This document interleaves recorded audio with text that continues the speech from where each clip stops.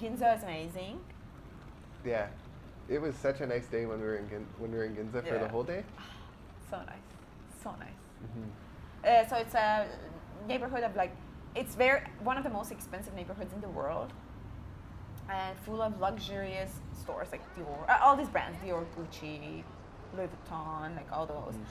And the whole district or the strip is full of iconic buildings that were designed by famous architects, like the Todd's building that is designed by Toyo Ito, the mall that was designed by Ando, like all these beautiful luxury designer stores. Mm-hmm.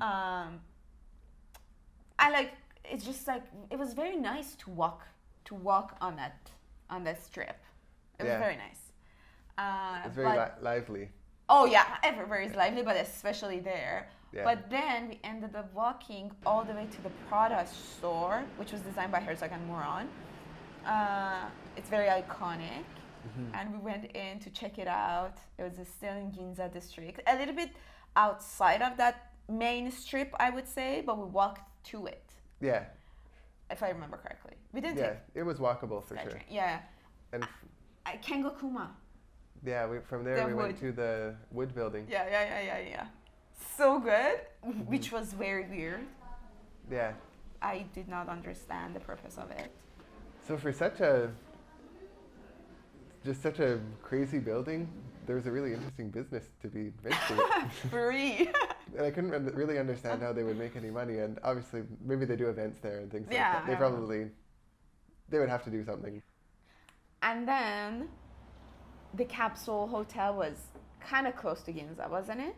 So it was the first capsule hotel, or the idea of capsule hotel, that building. And it's unfortunately, like I had read about it, and I knew that it's not being taken care of really, but I didn't know it's that bad until we went and we saw it. So they had all this mesh, kind of construction mesh on the facade, because it could be deteriorating or things falling off, I don't know.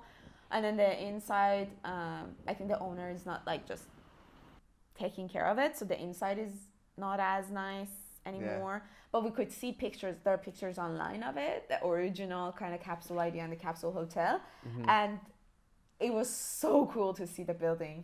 Yeah. Like up close, so cool. Like it was fantastic. Like so good for me. It was so good to see that. So good to see the first capsule. I had this feeling like, I don't know, like I was in Star Wars or some kind of like alien planet, and this was like one of the older buildings.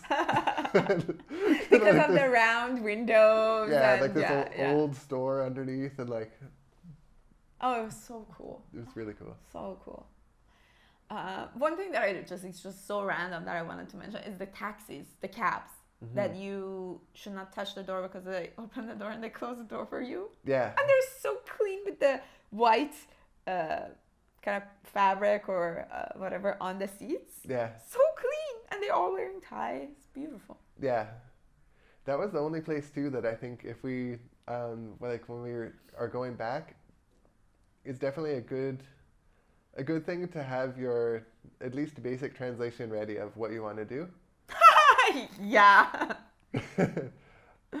Like we wanted to go to Tokyo Station, and I remember they were like. That probably means nothing in Japanese, because like we're in Tokyo and how many stations are there? So probably what we said just makes absolutely no sense. Yeah. So. But also, I think even the pronunciation of Tokyo, the way that we say it, is very wrong in their ear. Like he couldn't even understand us saying Tokyo.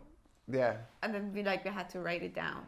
With Google Translate or whatever. Yeah, so I had put the address in, and I remember I gave it to him and pressed it, and it was a woman's voice, and I was like, this Japanese woman coming out of my hand telling him where to go, and he's like, oh, thank you.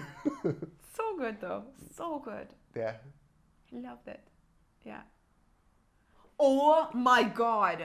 On the vending machines. Going out to see the snow monkeys, we got I got a coffee out of this vending machine. I thought it had to be an iced coffee, but it was hot. It was like almost too hot to hold. And so the things that are sort of pink or red were the hot ones, and the blue ones were the cold ones. And most of the machines had hot and cold together. Oh, so cool. I've never seen anything like that anywhere else in the world. And also in the markets, they had refrigerators that, well, they look like refrigerators, but they're hot. So Also, only in Japan. Another place to almost burn yourself. So good. Mm-hmm. So when we were there in the winter, those were so nice to just get this little sort of metal bullet thing and just put it in your pocket and hold it for a while, and then later on you drink it. Yeah. It's like a hand warmer, basically. For sure. Oh yeah, the vending machines were good. Mm-hmm.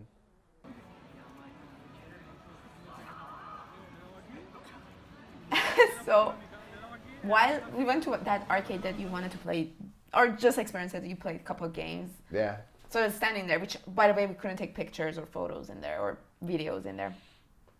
And while you were in that thing playing, because you had the VR on and playing your thing, I was just like standing and looking around, and I just couldn't believe these enthusiasts, I would call them, like, oh my God. So there was this guy that was playing that kind of dancing game that you have to, you see the colors on the screen, and then the floor has the coordinating colors, and you have to like step on it to play that game. It's a music game, I think.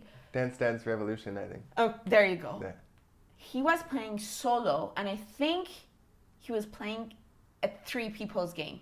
So he was doing a job of 3 for 3 people by himself. Did you see him? Did I show you him? Yeah. Okay. Showed him to you.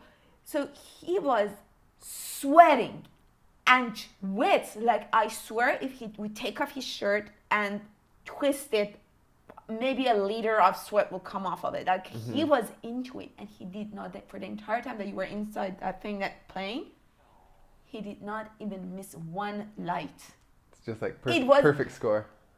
Unbelievable. And I think like he plays it probably every day after school or something. I really don't know. And then there was a girl across from him playing this other game that I quite couldn't figure out what game it was or what kind of game it was. Firstly, because I was distracted by the guy doing the dance thing, but I also wanted to see what she's up to. And then secondly, because I actually have no idea about games and that culture. So what it was, she had a book as if it was a collection of stickers maybe, or cards or something that had these characters. The character was a girl, or bunch of girls, in this little book that was hers. I don't think it was from the arcade that like she had purchased it. I think she had collected all those tickets. Yeah. And then she had to do something. As she saw those images on the screen, she had to quickly flip through her book and find them or something. I couldn't realize, but like how quickly she was looking and going through the pages and doing a bunch of things in the buttons was so fascinating. And I was like, whoa, like I thought I was good in Mortal Kombat, but I'm no one. I am no one when it comes to like computers and games and video games and arcades. Like nothing. I'm nothing. Fascinating. Yeah.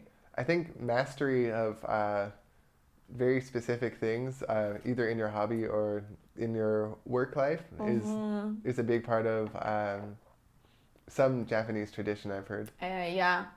You can be working in a restaurant and you're just master of this one dish. Like you make it hundreds of times before you even start to serve it, and you just make it perfectly, and that's what you do. And every day you do this thing, and you are like it's absolutely, you're right. Extreme, like just an almost unimaginable level of discipline. Yes, and the word master. Like you can't just call anyone a master just because he or she has been doing it for maybe 10 years or 20 years. Like it takes another level to be called a master. And that workshop that I attended a while ago in Vancouver, that there were 4 Japanese craftsmanship and artists in a way came to Vancouver and they were having a workshop and they were doing like, so a lot of the work that these Japanese do is generational. So like the father did that, the grandfather did that, the great grandfather did that, and like they pass their knowledge and experience through the generations, and they take pride in saying, I'm the fifth generation. And they've been doing this, the exact same thing, the exact same method, the exact same material for the last 5 generations. Like, it's unbelievable. And the interesting thing is that even though he's the 5th generation and he's watched his father and he's watched his grandfather doing this, he's still not a master. He has to be in the profession, do this over and over again for I don't know how many number of years it is to be called master. And that's exactly what you were saying about like taking it to another level, the master discipline, like doing one thing and perfect it. They perfect it. And it's fat. I love it.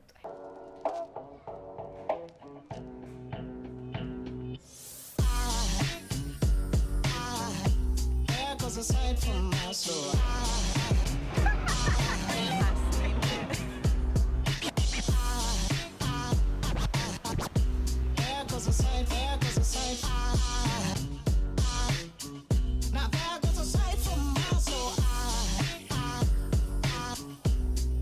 Aside from my soul.